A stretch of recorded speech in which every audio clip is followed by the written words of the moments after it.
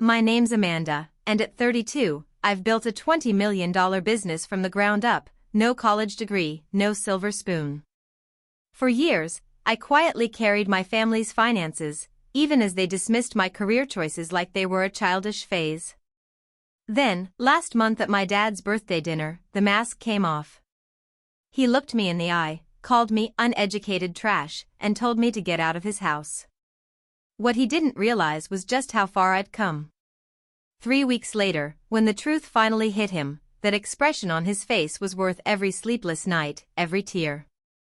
Before I tell you how I went from being my family's safety net to the one my father insulted in front of everyone, drop a comment telling me where you're watching from. And if you've ever been underestimated by the people who should have been cheering you on, hit that like button and subscribe.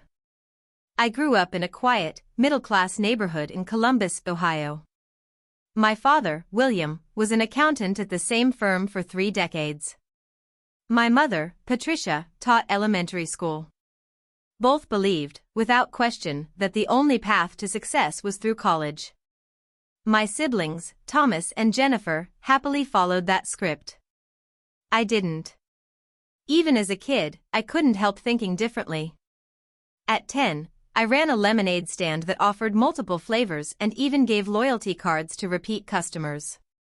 By 13, I was fixing neighbors' computers for $20 an hour when the local shop charged $75. My parents smiled politely at these ventures but never took them seriously. At dinner, my dad would say, "Amanda needs to focus on her studies. These little business games won't pay the bills when she's older." High school was a tug-of-war. I kept my grades decent, but instead of joining the debate team or honor society, I was reading business books and running an online shop selling custom phone cases. Before graduation, I'd already made about $2,000. To keep the peace, I enrolled in community college. 1 semester in, I knew I couldn't do it. The rigid environment felt suffocating, and the so-called business classes were taught by people who had never built anything outside of a classroom. When I told my parents I was dropping out, the argument lasted for days. My father's voice still rings in my head, "You'll ruin your life. No child of mine is going to be a dropout scraping by on minimum wage." At 19, I left school with $2,000 saved from side hustles. I moved into a cramped studio in a sketchy part of town, the kind of place where doing laundry after dark was a bad idea. I lived on instant noodles and dollar store groceries, working 18-hour days on my e-commerce ideas. The first 3 businesses tanked. A dropshipping venture collapsed when suppliers sent garbage products. A social media management service failed because I undercharged and overworked myself. Handmade jewelry? Couldn't scale past weekend craft fairs. But every failure was an education. I learned supply chain realities the hard way. Contracts? Learned their importance after clients walked away without paying. Scalability? Found out what happens when you hit a production wall. Then came the break. At a local networking event, I met Sophia, 20 years older, several successful business exits under her belt. She saw something in me no one in my family had ever acknowledged. Education comes in many forms, she told me over coffee. Some of the sharpest people I know learned by doing, not by sitting in a classroom. With her guidance, I refined my ideas and, at 22, launched an e-commerce platform connecting American-made products with buyers who cared about supporting small businesses. The timing was perfect, Shop Local was exploding. I turned half my apartment into a makeshift office, sleeping on a futon beside my desktop and printer. I was up at 5 a.m., working until nearly midnight, coding the site, answering customer calls, packing orders myself. 8 months later, a popular lifestyle blogger featured one of our artisans. Orders poured in so fast the site nearly collapsed. I worked 72 hours straight to keep up, but it paid off, $10,000 in revenue in a single wave. When I told my parents, my dad said, "That's nice, honey. But it's probably just a fluke. You know you can still go back to school when this runs out." It stung. But I didn't argue. I decided I'd prove him wrong through results he couldn't ignore. 5 years later, my company, Heartland Made, had grown from 27 artisan partners in 3 states to more than 400 in all 50 states. We connected them with customers who valued quality and craftsmanship. We faced plenty of challenges, servers crashing during big promos, competitors trying to poach our sellers, cash flow nearly choking us in year 2. I went 4 months without a salary, downsized apartments again, and negotiated with suppliers to keep the lights on. Then came the milestones. A downtown office. Our first employees. And in year 3, crossing $1 million in revenue, a moment I celebrated alone, with a single glass of champagne in my office after everyone had gone home. Despite the company's rapid growth, I kept most of the details to myself when it came to my family. They knew I ran some kind of online business and that it was doing fine, but I deliberately downplayed the real scope of my success. The way they had dismissed me in the beginning had built a wall I could never seem to climb over. A part of me wished, maybe even expected, that one day they'd show genuine curiosity, ask me how things were going in depth. That moment never came. Even without their enthusiasm, I quietly stepped in whenever they needed help. When my mom was diagnosed with breast cancer in the 4th year of my business, I covered the $75,000 in uncovered medical bills without attaching my name to it. My dad later mentioned an insurance payout that saved them from debt, never realizing the truth. When Thomas was short $40,000 for the down payment on his first house, I set up a family loan from a supposed distant uncle. He took the money gladly, but still joked about me finding a real job with benefits anytime my career came up. Jennifer's dream wedding nearly fell apart when her fiancé lost his job just months before the big day. I quietly covered the $50,000 gap so her venue and catering could be paid in full. She knew I'd done it, but at family gatherings, she'd casually refer to it as Amanda's little website having a good year. The gap between how they saw me and who I truly was kept widening. By day, I was running strategy meetings for a multi-million-dollar company, finalizing deals with national retail chains, and overseeing hundreds of artisan partnerships. By night, I was still fielding casual, dismissive texts that made me feel like the same 19-year-old dropout chasing some internet fad. The business had grown into something substantial, an entire floor of office space downtown, 38 full-time employees, a steady internship program, and a valuation that recently hit $20 million after Business Insider ran a profile on us. Investors had started circling, but I refused offers that would have made me rich overnight at the cost of losing control of my vision. When my father's 65th birthday rolled around, I decided it was finally time to lift the curtain. Not for bragging rights, but to close the distance, to make them see the reality of what I'd built. I even bought him a fully funded retirement account as a gift, planning to present it along with the truth at dinner. The night before, I practiced what I'd say. I wasn't that insecure 19-year-old anymore. I was a seasoned entrepreneur who had built something from the ground up, something that gave hundreds of American businesses a fighting chance. Surely, I thought, they'd finally respect that. I was wrong. The dinner began warmly enough. Their home looked exactly as it had when I was a kid, right down to the framed school photos in the hallway. The only new thing was the giant TV Thomas had gifted them, proudly displayed in the living room. Mom greeted me with her usual polite, distant hug. "You look nice, Amanda." "New haircut?" It was the same one I'd had for years. Thomas and Heather arrived looking like they'd stepped out of a corporate magazine shoot. Jennifer and Daniel came soon after, with Jennifer launching into a monologue about her promotion. "The partners think I could make junior partner next year, youngest in the firm's history," she boasted while arranging appetizers. Through small talk, my work didn't come up once. Even when Daniel mentioned reading about e-commerce trends, Thomas quickly redirected the conversation to his son's Little League stats. Dinner was Mom's signature pot roast, served on the good china. Dad sat at the head of the table, basking in birthday compliments. When dessert arrived, I knew it was my moment. Dad, Mom, everyone, I began, keeping my tone steady. I wanted to share something about my company. Dad nodded vaguely, already eyeing another slice of cake. Heartland Made was recently valued at $20 million, I continued. We've had multiple acquisition offers, and last month, I was featured in both Business Insider and Entrepreneur. The table went still. Mom froze, fork suspended in midair. Jennifer shot Daniel a quick look. Thomas just stared. Dad was first to speak, his tone dry. And what exactly does that mean, Amanda? These internet companies love inflating numbers. I explained as simply as I could our revenue streams, partnerships, and growth. I mentioned the 38 employees, the 400-plus American manufacturers we'd partnered with. Before I could finish, Thomas cut in. So basically, you got lucky with this online thing. That's nice. But some of us have been building actual careers with real qualifications. He lingered on the word qualifications, glancing at Heather, who nodded. It's not luck, I replied evenly. It's 7 years of 18-hour days. It's solving problems that matter, and helping save businesses on the verge of shutting down.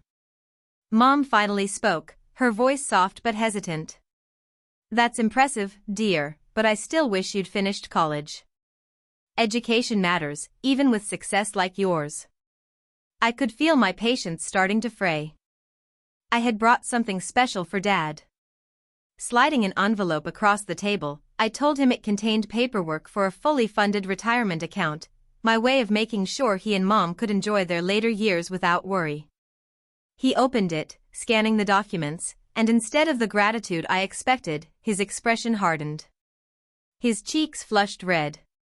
What is this supposed to be? Charity? He let the papers fall onto the table.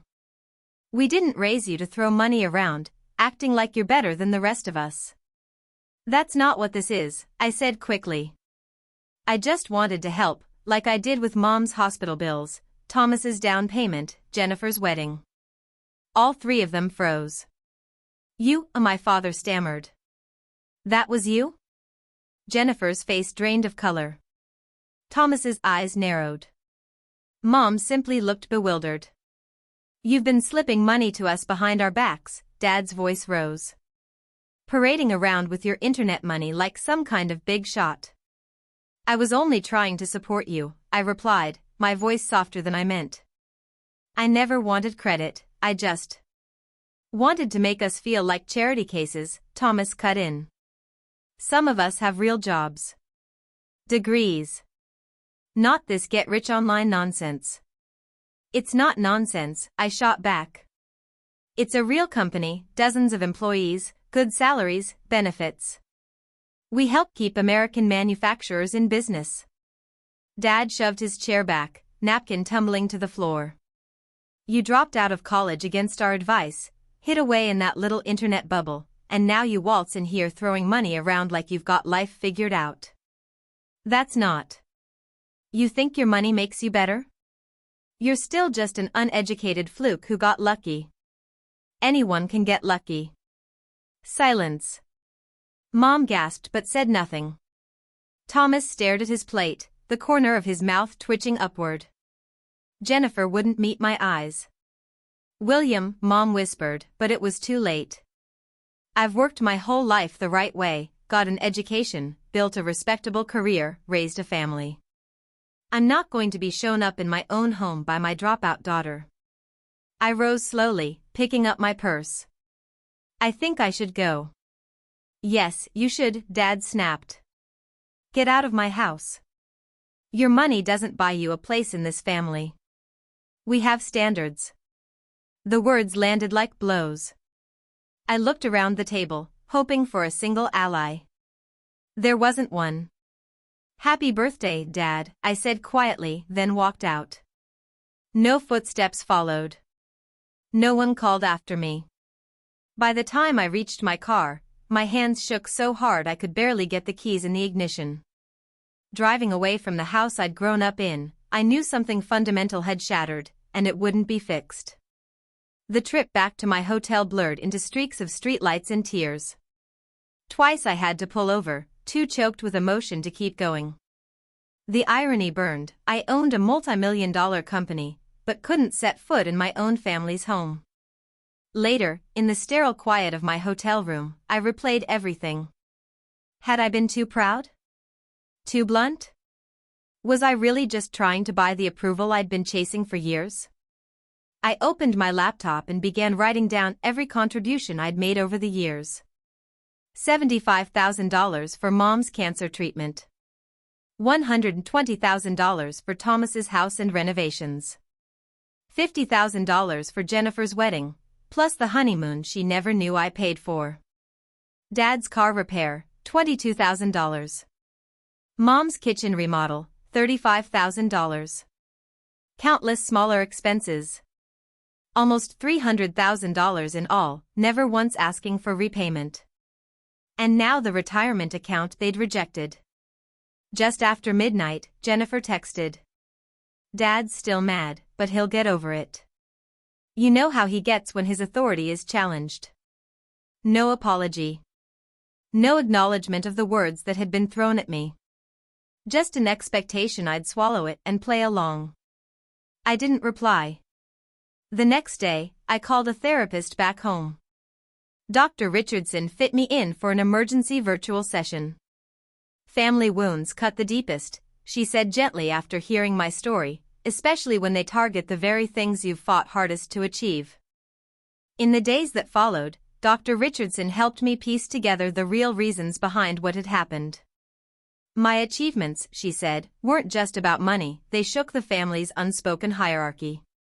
The very foundation my parents had built their lives on felt threatened. My financial help, instead of being seen as generosity, had become a reminder that the balance of power had shifted in ways they couldn't accept. Your father has always defined himself as the provider and the authority figure, she explained. Your success challenges both. I began journaling, not just about the dinner, but about moments from my childhood. Little ways my entrepreneurial side had been quietly discouraged. Times when academic awards were proudly displayed, while my business wins were brushed aside. The constant refrain that without a degree, I'd never truly make it. Slowly, I began to see how much I had absorbed those beliefs. Despite everything I'd built, there was still a piece of me that felt like the family's dropout disappointment. It explained why I never bragged about my accomplishments and why I gave so freely without ever asking for acknowledgement. A week after that dinner, my sister's number flashed on my phone. I let it go to voicemail. Amanda, please call back. Dad feels bad about what happened, we all do. But you have to understand how it came across, showing off your money like that. It just felt unfair to the rest of us who worked for our careers. I deleted the message without replying.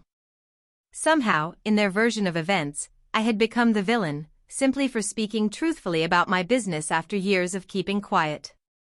Not long after, my brother texted, family is family. Let's move on. No apology. No ownership. Just the same old expectation that I'd slide back into my place and keep the peace. 2 weeks later, I made a choice that felt both terrifying and freeing. I was done sacrificing my self-respect to keep the family dynamic intact. The beach house I'd bought the year before in Naples, Florida, originally an investment, would become my home. Before leaving, I wrote my parents a letter. It wasn't an angry rant, but an honest accounting of what I felt. Dear Mom and Dad. For years, I've tried to earn your respect. I've supported the family financially while keeping my success quiet so no one would feel uncomfortable. Even after building a $20 million business that protects American manufacturing jobs, I'm still treated as the family failure for choosing a different path. When Dad called me uneducated trash and a low life, it told me exactly how I'm seen. No amount of success will ever change that. I can't keep investing in a relationship where worth is measured by credentials instead of character. I will always love you both, but I need distance for my own well-being. I hope one day we can rebuild this with mutual respect. Love, Amanda. I mailed it myself. Days passed, no reply. With my assistant's help, my belongings in Ohio were packed and shipped. Most of my furniture and clothes went to local charities. I wanted to start fresh, with as little baggage, literal or emotional, as possible. My business was already set up to run remotely, with only occasional trips back for key meetings. When the plane touched down in Florida, I felt a strange mix of loss and relief. I'd left behind not just my family, but the exhausting need to prove myself to them. Naples welcomed me with sunshine and ocean air, the opposite of Ohio's gray winter. My two-story beach house, with floor-to-ceiling windows facing the Gulf, had always felt more like a vacation rental than a home. But making it mine became a kind of therapy. The generic beige bedding in the master bedroom was swapped for hand-stitched quilts from artisans I work with in North Carolina. The cookie-cutter artwork came down, replaced by original pieces from American artists my company had helped discover. The kitchen was next, open shelving to display pottery from Vermont and New Mexico partners, bright woven textiles, and locally made wooden boards that made the space feel alive. I built new routines, sunrise walks barefoot in the sand, collecting shells, watching dolphins just offshore. A Cuban-American family's coffee shop became my morning stop, where I was greeted by name, not order.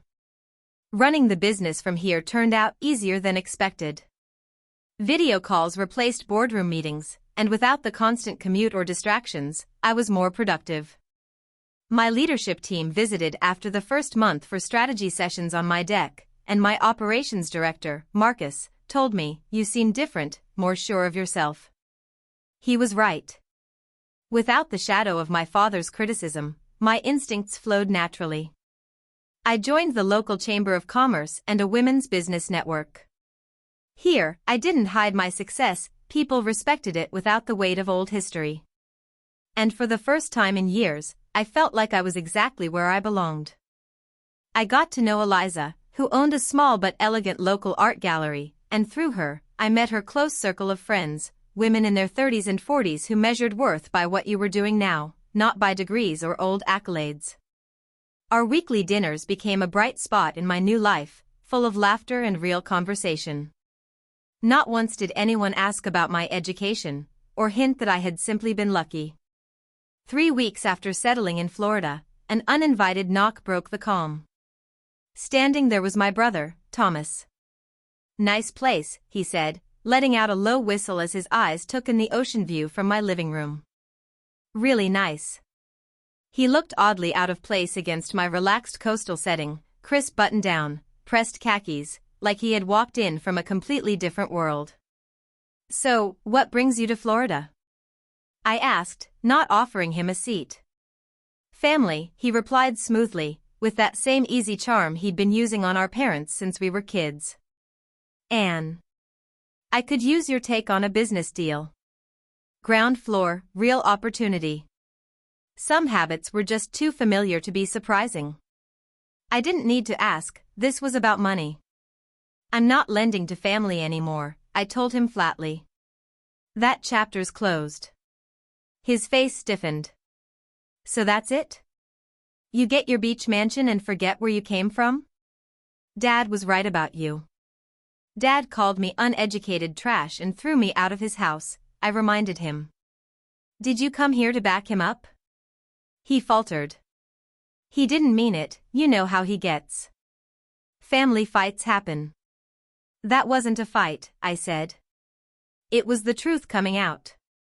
I showed him to the door. A few minutes later, I was on the deck, watching the waves roll in, surprisingly calm. Setting boundaries was harder in theory than in practice. That evening, I made a choice.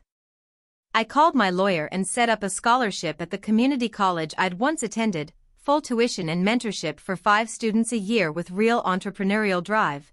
No perfect grades required.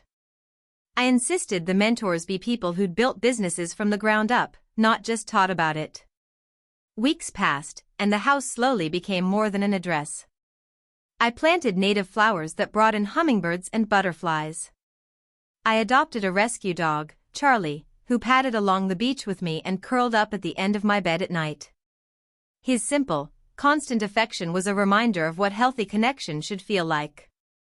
I filled my days with things that brought joy, a pottery class I was terrible at but loved, paddleboard yoga that ended with me in the water more often than on the board, and moments of quiet without the constant buzz of family judgment. 6 weeks slipped by, and the sting of rejection dulled into something like an old scar, still there, but no longer raw.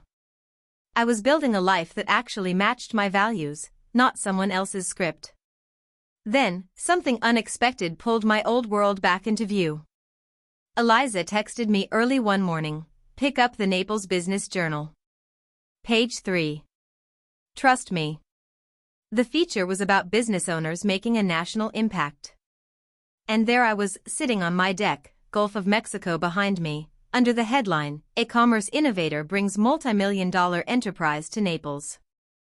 The journalist had done their homework, tracing my company's growth from startup to $20 million valuation, our role in keeping American manufacturing alive, and my new scholarship program. No fluff, no personal gossip, just a clean record of my work. I didn't approve this, I told Eliza when she called. "Public records," she said lightly. "Once they knew you'd moved here, it wasn't hard to connect the dots. And honestly, it's a great piece." She was right. It was flattering, thorough, and focused on what mattered. I thought little of it, until a week later, when my phone wouldn't stop buzzing. The article got picked up by bigger outlets, shared across LinkedIn and Facebook. Old classmates reappeared, teachers claimed they'd always known I'd make something of myself, and messages poured in from small-town entrepreneurs saying I'd inspired them to take the leap. The local paper back home even ran a condensed version, "Local Entrepreneur Makes National Impact." The irony wasn't lost on me. The same town that once echoed my parents' disappointment now wore my success like a badge. Naturally, my family heard. The first ripple came as a friend request from my cousin Susan, then others. And then, a text from my mother. "Saw the article about your company. Very." My mother's message came first. "Impressive, dear. Your father and I are very proud." No mention of the insults. No recognition of the years of silence. Just a sudden claim of pride that had been missing every time I sat across from them at the dinner table. The next day, my father left a voicemail. His voice was almost cheerfully fake. "Amanda, I saw that article about your company in the paper. Knew you'd pull it off. I think there was a bit of a misunderstanding last time we spoke. Call me when you get a chance." A misunderstanding. That's how he chose to rewrite the day he called me uneducated trash and told me to get out of his home. 3 days later, my mother texted again. "We're thinking about coming to Florida next month. Would love to see your new place. Let us know if that works." The words landed heavy. 6 weeks of peace, 6 weeks of building a life free from their judgment, and now they wanted to stroll back in, acting like nothing happened. I didn't answer right away. Instead, I booked an urgent session with Dr. Richardson. "You have choices," she said after listening. "You could say no. You could agree but set firm rules about what's off limits. Or, you could see it as a chance for real conversation, if they're actually willing to face the damage they caused." After some thought, I replied to my mother. "You're welcome to visit, but before we move forward, we need to have an honest conversation about what happened at Dad's birthday dinner. Let me know if you're willing." Her response came fast. "Of course, dear. We just want to put this behind us and be a family again." That phrasing bothered me. They wanted to bury it, not address it. Still, I set a date. When they arrived a month later, I kept control of the setting, lunch at a beachside restaurant, not my home. They seemed smaller than I remembered. My father's usual confidence was muted, my mother's hands fidgeting in her lap. Both dressed too formally for the coast, as though this meeting required armor. "This place is something else," my father said, nodding toward the turquoise water. "You've done well, for yourself." I caught the emphasis, but let it pass with a quiet, "Thank you." My mother filled the silence with light chatter about flights, the weather, Ohio versus Florida. I was polite but didn't feed the conversation. When the food arrived, my father finally said, "About your birthday dinner, things got a little heated.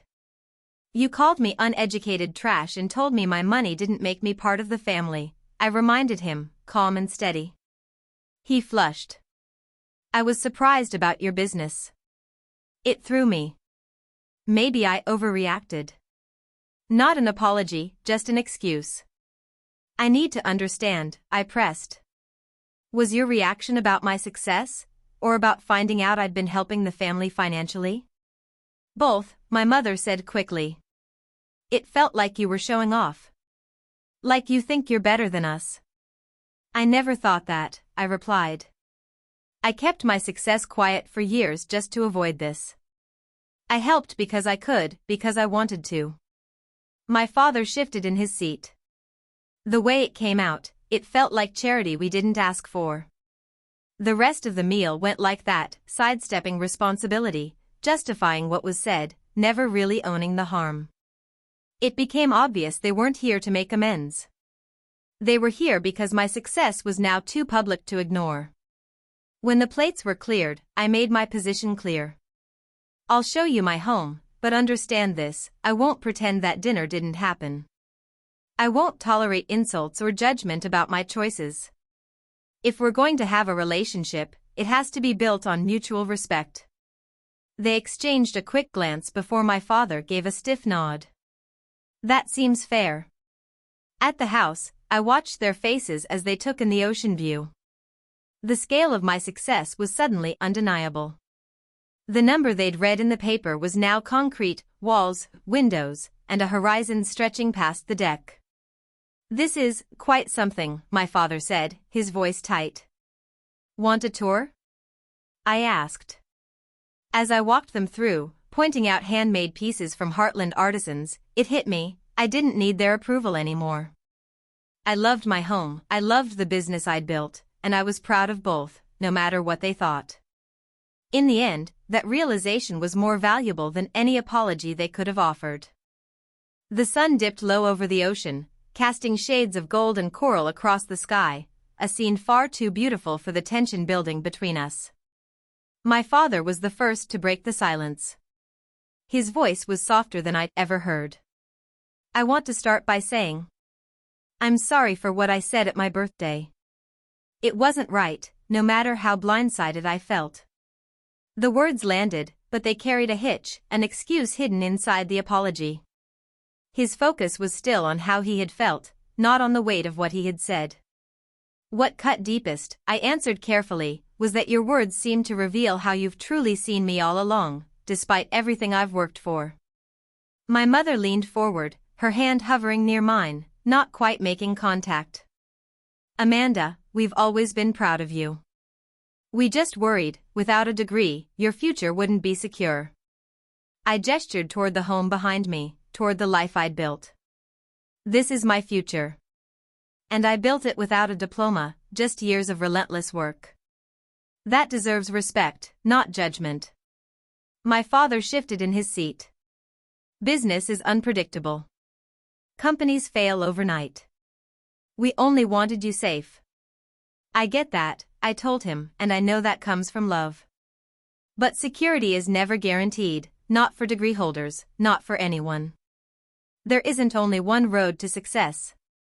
We talked for hours under a sky that faded from orange to deep indigo, stars spilling out over the gulf. There was no sudden breakthrough, no tearful embrace. Just a fragile truce. A first step, not a finish line.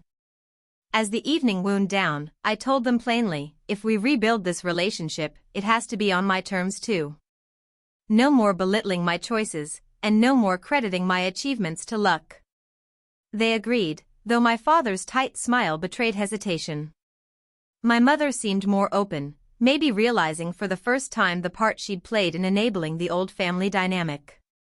Months later, after they returned to Ohio, we kept our contact limited, short, polite calls that slowly felt less strained. My siblings were a different story. Jennifer eventually apologized, sincerely this time, and we began to reconnect. Thomas stayed on the periphery, polite but distant. Therapy with Dr. Richardson helped me untangle years of patterns, my habit of chasing approval through success, my tendency to give too much hoping it would buy acceptance. She reminded me, your worth isn't for sale, Amanda. And it never depends on their validation. That truth reshaped everything. I started celebrating my achievements openly, without shrinking them down. I gave to others because I wanted to, not to earn favor. My philanthropy evolved into more than scholarships. I built a mentorship network, pairing entrepreneurs without degrees with students who'd been told they couldn't succeed. Watching them thrive brought me more joy than any reluctant nod from my parents ever could. In Naples, my circle grew into a chosen family. Weekly dinners, laughter, genuine care, all the things I never felt in Ohio. My beach house slowly transformed, each room filled with meaning, not just design. The garden became a haven for wildlife. I even adopted another rescue dog, an overlooked senior named Luna. Running Heartland from afar worked so well I introduced flexible work from anywhere policies for my entire team. Productivity soared. So did morale. A year after moving, I hosted a dinner on my deck. Dolphins danced in the waves as we toasted under the fading sun. To chosen family, my friend Eliza smiled, and to choosing respect over obligation. It was exactly the lesson this journey had etched into my soul, that dignity and self-respect come before blood ties. That success wears many faces. And that forgiveness is about letting go of anger, not pretending the hurt never happened. My relationship with my parents still shifts, 2 steps forward, 1 step back, but my boundaries stand firm. Understanding may never be perfect. And that's okay. If my story offers anything, it's this: your value isn't decided by outdated opinions. Your success is yours to define. And sometimes, the family you build for yourself is far more precious than the one you were born into.